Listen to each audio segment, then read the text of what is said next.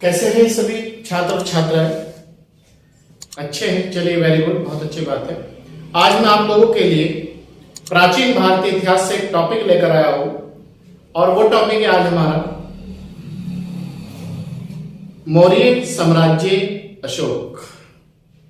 ठीक, वो टॉपिक है आज हमारा प्राचीन भारतीय इतिहास से मौर्य साम्राज्य अशोक। मौर्य साम्राज्यों में मैंने आपको इससे पहले चंद्रगुप्त मौर्य और बिंदुसार के बारे में कंप्लीट जानकारी पार्ट 1 में उपलब्ध कराई है और आज हम पार्ट 2 में अशोक के बारे में जो इंफॉर्मेशन है जो हमारे एग्जाम से ताल्लुक रखती है चीजें, पीडीएम से एग्जाम और जो हमारे और अदर्स एग्जाम है जैसे सी टेट हुआ, यू टेट हुआ, ग्रुप सी हुआ, पुलिस हुआ, ऐसा है, उन सब से भी ताल्लुक वो चीजें रखती है। तो आप बहुत अच्छी तरीके से कोई भी कॉम्पिटिटिव एग्जाम दे रहे हो, आप इस टॉपिक को बहुत अच्छी तरीके से तैयार करें और आगे बढ़ें। तो आइए देखते हैं आज का जो हमारा टॉपिक है वो क्या है। विषय प्राचीन भारतीय इतिहास और टॉपिक है मौर्य साम्राज्य पार्ट 2। ठीक, मौर्य साम्राज्य में जो हम पढ़ेंगे वो पढ़ेंगे अशोक। पार्ट 2 में हम अशोक पढ़ेंगे। तो देखिए, आप लोगों के लिए मैंने एक पूरा अशोक का जो डाटा है वो एक ब्रीफ समरी में सजा दिया हुआ ताकि कम समय में हम अधिक तैयारी कर सके। हमारा मोटिवेशन और हमारा उद्देश्य ये नहीं है कि हम आपको ज्यादा उलझाएं, नहीं, बिल्कुल भी नहीं है। पूरी विन आईएएस कैंपस टीम ये चाह रही है और ये चाहते हुए काम करती है कि हम आप लोगों को कम समय में ज्यादा इंफॉर्मेशन दें और ज्यादा इंफॉर्मेशन के साथ जो हमारा रिजल्ट कराए वो हम आपको इंफॉर्मेशन प्रदान करें। तो आइए देखते हैं क्या है।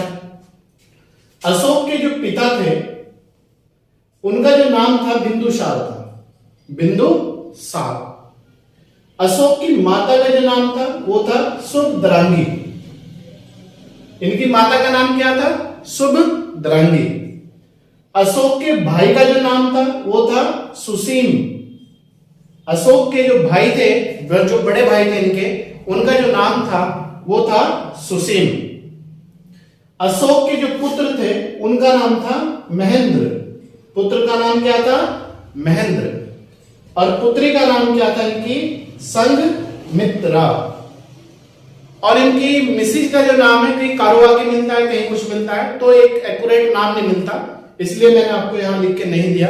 तो आप याद रखना कारुवाकी वगैरह, जो भी एग्जाम में ऑप्शन मिल जाए। नेक्स्ट है, अशोक गद्दी पर कब बैठा? वो बैठा था 269 ईसा पूर्व में। अशोक जो गद्दी पे बैठा था, most very very important point है आप लोगों के लिए, वो बैठा था 269 ईसा पूर्व। क्लियर है? याद रखे, गद्दी पर जब बैठा, मतलब कौन बैठा? अशोक। तो ये उस समय क्या था?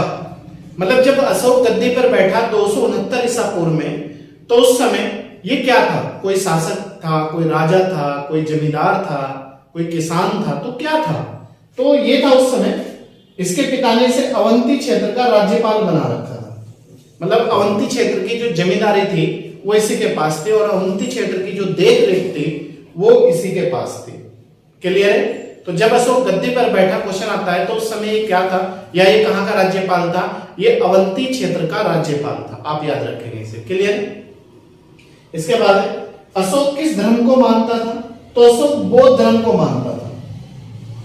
उससे पहले ये और भी धर्म मानता था, लेकिन फाइनली जो रिजल्ट रहता है हमारा वो बौद्ध धर्म का रहता है। ठीक है? और एक क्वेश्चन ये आता है कि अशोक को बौद्ध धर्म में किसने शामिल किया था? अशोक को जो बौद्ध धर्म में बुद्ध उपगुप्त बौद्ध भिक्षु ने शामिल किया था। एक बौद्ध भिक्षु थे, उनका नाम था उपगुप्त। तो उपगुप्त ने अशोक को बौद्ध धर्म में शामिल किया था। क्लियर है यहां तक के? Very good. किन लेखों में अशोक का नाम अशोक ही मिलता है? क्योंकि अशोक का नाम अलग अलग अभिलेखों में या अलग अलग स्थानों पर या अलग अलग जगहों पर अलग अलग नाम मिलता है। कहीं इसका नाम कुछ मिलता है, कहीं कुछ मिलता है, लेकिन वो कौन सी चीज है, वे कौन से लेख है हमारे पास जिनमें अशोक का नाम अशोक ही मिलता है? वो है आपके, याद रखना, मास्की, गुर्जरा, नेतूर, वे उदयपुर। ये चार लेख है हमारे पास जिनमें अशोक का नाम अशोक ही मिलता है। क्लियर? तो आप याद रखना, जब मास्की, गुर्जरा, उदयगोलम और नेत्तूर, ये 4 लेख है हमारे पास जिनमें अशोक का नाम अशोक ही मिलता है, अशोक ही लिखा गया है। क्लियर? इसके बाद नेक्स्ट पॉइंट है हमारा, अशोक का राज्याभिषेक कितने वर्ष बाद हुआ था? मतलब जब ये गद्दी पे बैठ गया था अशोक 269 ईसा पूर्व में अशोक गद्दी पे बैठ गया था, लेकिन 269 ईसा पूर्व के बाद अशोक का जो राज्याभिषेक हुआ था, जो मंत्रोच्चारण हुए थे, जो गद्दी पे बैठने की प्रक्रिया रस्म होती है, वो हुई थी इसके गद्दी के बैठने के 8 वर्ष बाद। तो ये यहां पर याद रखना, गद्दी पर बैठने के 8 वर्ष बाद 261 ईसा पूर्व में। ठीक है? क्योंकि ईसा पूर्व जो है, ईसवी और ईसा पूर्व का अंतर याद रखना, ईसवी प्लस में जाती है और ईसा पूर्व माइनस में जाता है। ठीक? भारत में पहली बार शिलालेखों की शुरुआत करने वाला शासक कौन था? क्वेश्चन आता है एग्जाम में। भारत में पहली बार शिलालेखों की शुरुआत करने वाला एकमात्र शासक कौन था? वो था आपका अशोक। इसी ने भारत में पहली बार शिलालेखों की शुरुआत की थी। कुछ बच्चे शिलालेख में अंतर नहीं कर पाते, लेख में अंतर नहीं कर पाते और ये नहीं समझ पाते क्या चीज है। देखो, जैसे आज अगर किसी विधायक ने, सरकार ने या किसी प्रधान ने या एमपी ने, एमएलए ने, कुछ भी ले लो आप, किसी सड़क का निर्माण करा, तो उस सड़क पे एक पत्थर की शिला लगवा देता है कि इसका निर्माण, इस सड़क का निर्माण यहां से यहां तक हुआ, इस वर्ष हुआ, इतनी धनराशि इसमें लगी, किसने इसका निर्माण करा, ये राज्य सरकार से पोषित है या केंद्र सरकार से। तो ये इस तरह की, या फिर आपका लोहे की एक उस पे इंफॉर्मेशन दे दी जाती है, या किसी बैनर पे, पोस्टर पे इंफॉर्मेशन दे दी जाती है। तो इसी तरीके से उस समय पत्थरों पे लिखा जाता था, तो उन्हें शिलालेख, लेख या गुहालेख या अभिलेख कहा जाता था। क्लियर? तो भारत में पहली बार शिलालेखों की शुरुआत करने वाला शासक अशोक था। अशोक के शिलालेखों की खोज, क्वेश्चन अगर आ जाए, ये मोस्ट वेरी इंपॉर्टेंट टॉपिक है आपका, और यहां से क्वेश्चन रहता ही रहता है एग्जाम में, आप देखना। इसके शिलालेखों की खोज का अगर वर्ष पूछे, 1750 ईस्वी में हुई थी। और किसने की थी? एक पादरी थे, टी फैन थेलर ने अशोक के शिलालेखों की खोज की थी। कब की थी? 1750 ईस्वी में की थी। क्लियर? अशोक के शिलालेखों की कुल संख्या कितनी है? तो इसके शिलालेखों की कुल संख्या है 14 शिलालेख है अशोक के टोटल। वो मैं भी आपको बताऊंगा कौन कौन से शिलालेख में क्या इंफॉर्मेशन मिलती है, क्या नहीं मिलती है। वो हम एक शॉर्ट में जो हमारे लिए इंपॉर्टेंट है, वो जो पूछता है वो कर लेंगे हम लोग। ठीक है? तो आप याद रखना टोटल 14। और एक क्वेश्चन आता है, कलिंग जो युद्ध हुआ था, अशोक के द्वारा जो कलिंग युद्ध लड़ा गया था, उसकी हमें जानकारी किस शिलालेख में मिलती है? तो उसकी जो जानकारी है हमारे पास, वो 13वें शिलालेख में, कलिंग शिलालेख, ठीक, में मिलती है, कलिंग युद्ध की जानकारी। नेक्स्ट है, शिलालेखों में किन किन लिपियों का प्रयोग हुआ है? ये जो अशोक के 14 शिलालेख है, इनमें किन किन लिपि में बातें लिखी गई है, कौन कौन से लिपि में बातें लिखी गई है? तो आप याद रखना, ब्राह्मी लिपि, खरोष्ठी, ग्रीक, अरामिक, इन 4 लिपियों में अशोक के शिलालेख लिखे गए हैं। Brahmi, Kharosthi, Greek, Aramaic. तो आप याद रखना, most very important point. Next है, नोट है, अशोक के शिलालेखों को पहली बार पढ़ने की जो सफलता प्राप्त हुई थी, वो किसे हुई थी? खोज तो इन्होंने कर दी थी 1750 में, टी फैन थेलर ने। लेकिन अब बात ये उठती है कि शिलालेख जो थे, उनकी जो खोज होनी थी, खोज तो हो गई, लेकिन उन्हें कोई पढ़ेगा भी नहीं जो इस लिपि में लिखे गए थे, ब्राह्मी, खरोष्ठी, ग्रीक, अरामिक। कोई ऐसा विद्वान है जो इन भाषाओं को जानता हो? तो आप याद रखना, उन्होंने कहा कि हाँ, एक ऐसा विद्वान है जेम्स प्रिंसेप, एक ऐसा विद्वान है जेम्स प्रिंसेप, वो पढ़ेगा इन्हें। तो चलिए, उन्होंने कहा कि ठीक है, हमें टाइम नहीं है। 1837 में, खोज तो होगी 1750 में, उन्होंने कहा अभी इस बीच में हमें टाइम की बहुत काम है, तो हम एक काम करते हैं 1837 में इन्हें पढ़ देंगे आपको। तो 1837 में जेम्स प्रिंसेप ने इन्हें पढ़ने की सफलता प्राप्त करी थी। तो दोनों पॉइंट याद रखना, खोज किसने की? स्टीफन थैलेट ने 1750 में, पढ़ा किसने? 1837 में James Prinsep. Clear? Next, Ashok के अभिलेखों को कितने भागों में बांटा गया है? तो अभिलेखों को 3 भागों में बांटा गया है। नंबर 1 शिलालेख, इनकी संख्या 14 है, अभी बताया था मैंने, कुल 14 संख्या है, ये इनकी लिपि है। स्तंभ लेख, शिलालेख बड़ा होता है, स्तंभ लेख उससे थोड़ा छोटा होता है, इनकी संख्या 7 है।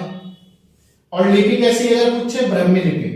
जो स्तंभ लेख है वो ब्राह्मी लिपि में लिखे गए हैं, जबकि शिलालेख 4 भाषाओं में लिखे गए हैं, Brahmi, Kharosthi, Greek, Aramaic. Clear? Very good. गुहालेख उनसे भी छोटे होते हैं, तो ये 3 भागों में डिवाइड किए गए हैं, 1, 2 और 3, ये 3 भाग है। नेक्स्ट, अशोक ने आजीवक कहते हैं भिक्षु लोग, आजीवकों के रहने के लिए बराबर की पहाड़ियों को काटकर, क्वेश्चन ये भी आता है कि अशोक ने जो गुफाओं का निर्माण करा था वो किन पहाड़ियों को काटकर कराया था? तो बराबर की पहाड़ियों को काटकर अशोक ने 4 गुफाएं बनवाई थी। ये भी पूछ सकता है कि कितनी गुफाएं बनवाई थी? 4। अशोक ने कितनी गुफाएं बनवाई? 4। किन पहाड़ियों को काटकर? बराबर की पहाड़ियों को काटकर। कौन कौन सी बनवाई?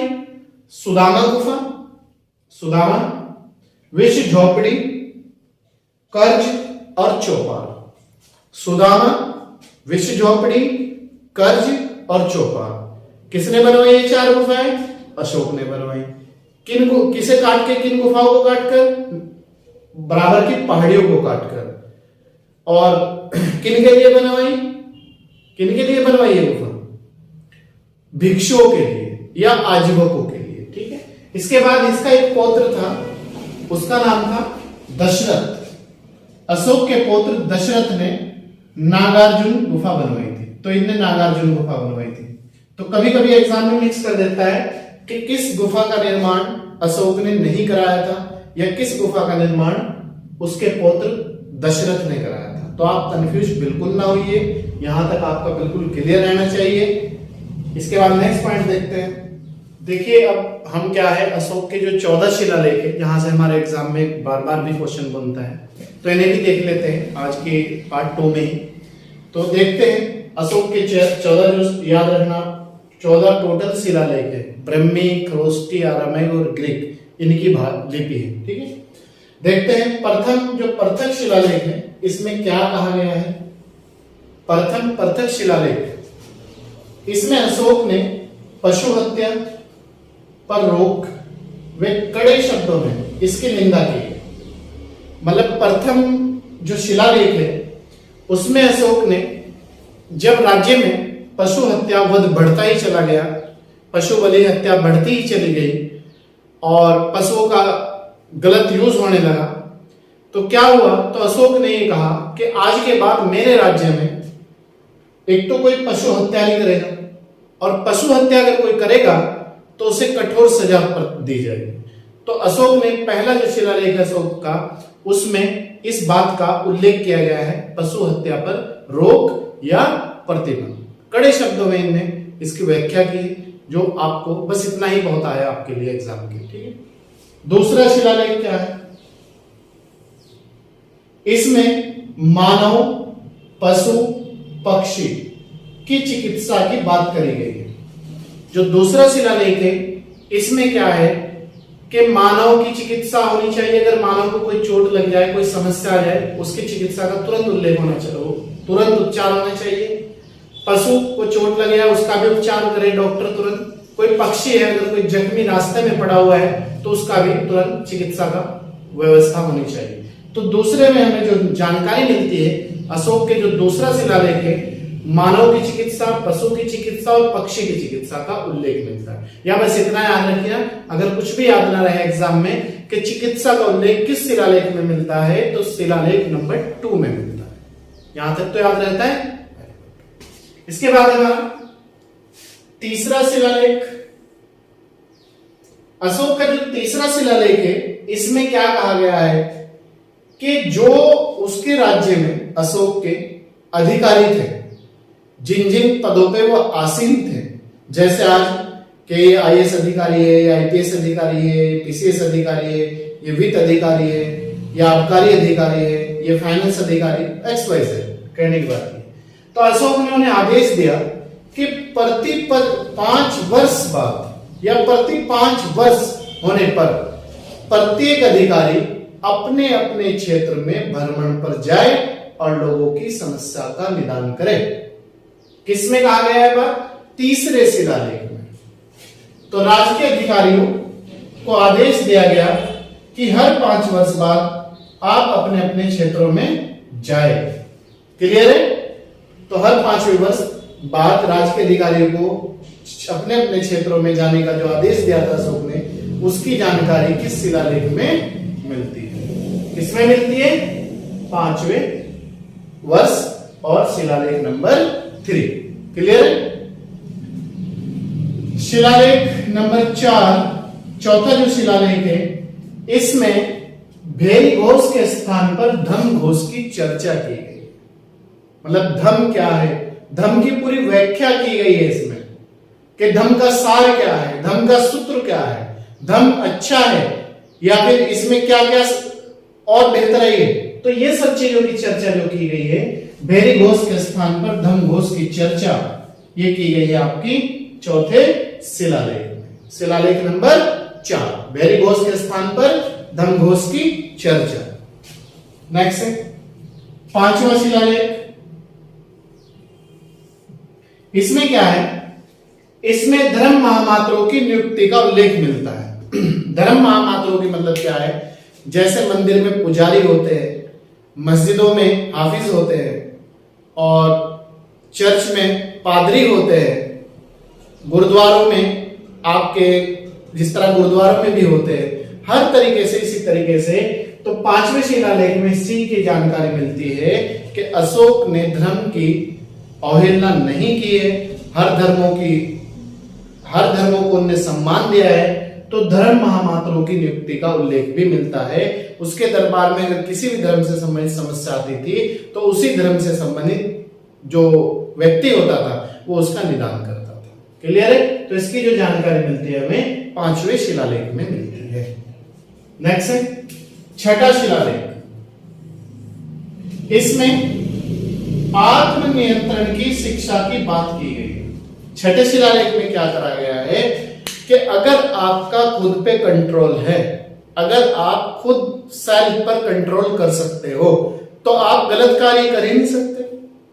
जैसे अगर आपको गुस्सा आता है, बहुत ज्यादा गुस्सा आता है, अगर आपने गुस्से को कंट्रोल कर लिया तो आप किसी के साथ लड़ ही नहीं सकते।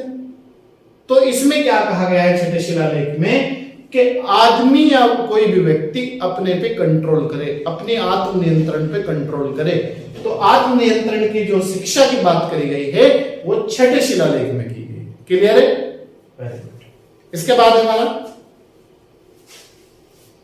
7वां शिलालेख। 7वां और 8वां कंबाइंड है।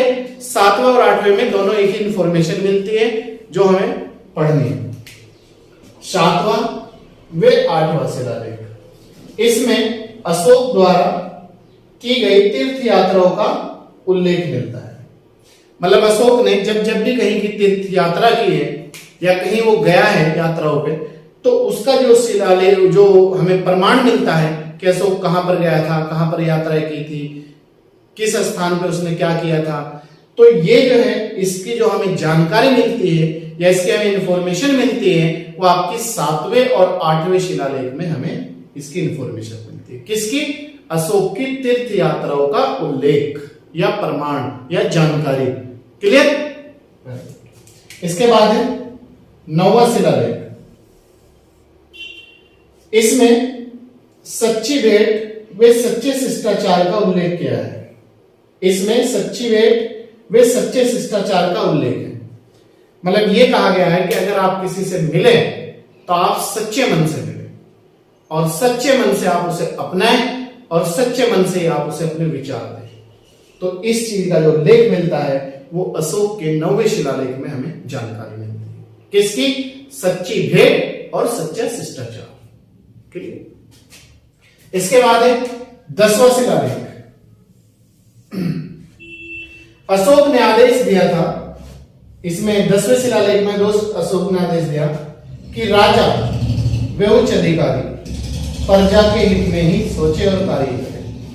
देखिए आज 21वीं सदी में भारत के प्रधानमंत्री नरेंद्र मोदी जो एक योग्य कह सकते हो आप, योग्य शासक भी कह सकते हो, प्रशासक भी कह सकते हो, ठीक है, उनकी नीति और उनकी नीतियों का क्रियान्वयन एक बेहतर प्रकार से चल रहा है जो भारत को विकास की ओर अग्रसर कर रहा है। लेकिन इससे पहले ही ये चीज अशोक के कार्यकाल में अशोक को में देखने को मिलती है।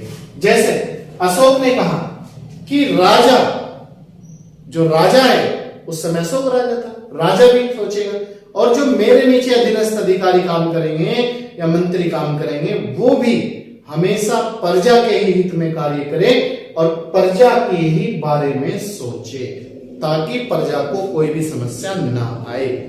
ठीक है, तो ये जो इसका उल्लेख मिलता है हमें 10वें शिलालेख में मिलता है।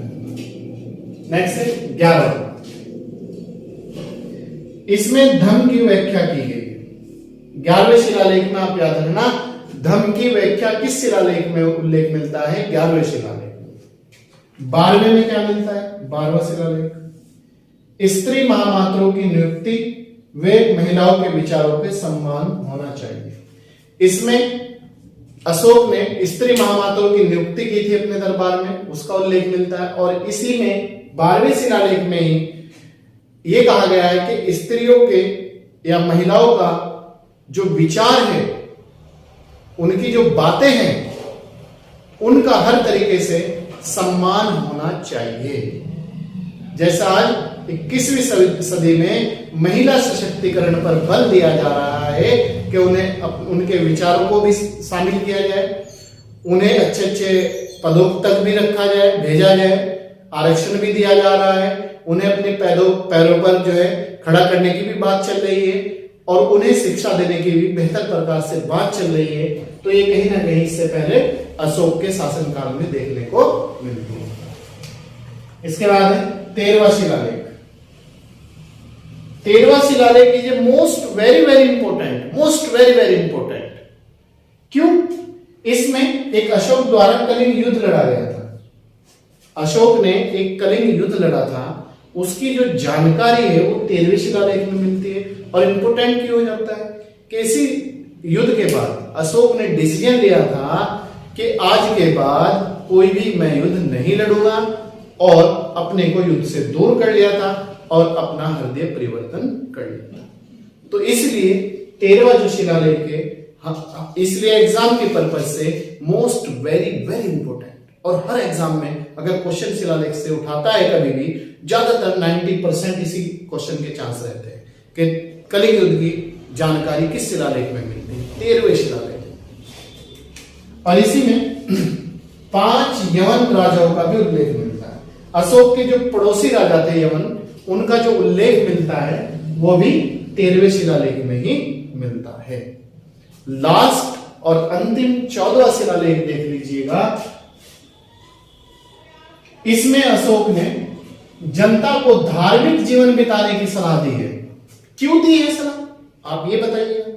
इसलिए अशोक ने जनता को धार्मिक जीवन बिताने की सलाह दी है कि आप ही देख लो, अगर कोई व्यक्ति धर्म का अपने पालन करता है, प्रतिदिन सुबह उठता है, नहाता है, पूजा करता है, तो ईश्वर के प्रति अपनी श्रद्धा रखता है और श्रद्धा रखता है तो ईश्वर से अपने जो पहले उसने गलत कार्य किए उनका प्रायश्चित करता है, उन गुनाहों की माफी मांगता है वो व्यक्ति कि ईश्वर हमें माफ कर दे, आज के बाद हम गलती नहीं करेंगे, तो वो आगे गलत कदम रखने से सोचता है। तो अशोक ने 14वें शिलालेख में ये कहा है कि जब जनता अपने धार्मिक जीवन पे चलेगी, धार्मिक जीवन बिताएगी, धार्मिक कार्यों का पालन करेगी, तो वो गलत कार्य राज्य में होगा ही नहीं। वो राज्य एक राम राज्य होगा और राम राज्य के साथ साथ वो एक बेहतर राज्य होगा जहां पर किसी भी कोई भी बुराई नहीं होगी और कोई भी सामाजिक गलतियां नहीं होगी और कोई भी वहां पर गलत कार्य नहीं होगा। तो ये थे हमारे अशोक के 14 शिलालेख, जो अति महत्वपूर्ण इंपॉर्टेंट जानकारी मैंने आप तक पहुंचाई है। इसका पार्ट नंबर 3 मौर्य साम्राज्य का, उसमें हम आपको जो शासन प्रशासन था मौर्य साम्राज्य का, उसकी जानकारी कंप्लीट उपलब्ध कराएंगे और जो इसके स्तंभ लेख है और गुहा लेख है उनकी इंपॉर्टेंट जानकारी जो है वो आपको पार्ट नंबर 3 में मिलेगी। तब तक आप पार्ट नंबर 1 और पार्ट नंबर 2 बहुत अच्छी तरीके से तैयार कर लें और अगर आपकी कोई समस्या है टॉपिक से लेके तो आप हमें शेयर करें, हम उसकी समस्या का निदान करें। ठीक है, तो चलिए मिलते हैं आपसे नेक्स्ट क्लास में। तब तक आप अच्छी तरीके से पढ़ें और जो बच्चे उत्तराखंड पीसीएस का एग्जाम देने जा रहे हैं 3 अप्रैल को, उनको अग्रिम हार्दिक शुभकामनाएं। विनायस कैंपस की पूरी टीम की ओर से मैं आपको हार्दिक शुभकामनाएं देता हूं और आप अच्छी तरीके से मेहनत करें। और अगर आपको कोई भी समस्या है पढ़ने से संबंधित या कोई गाइडेंस से संबंधित, आप विनायस कैंपस के व्हाट्सएप नंबर पर कॉल करें या फिर व्हाट्सएप नंबर पर आप अपनी समस्या रखें, उसका निदान हम करेंगे। चलिए मिलते हैं आपसे नेक्स्ट।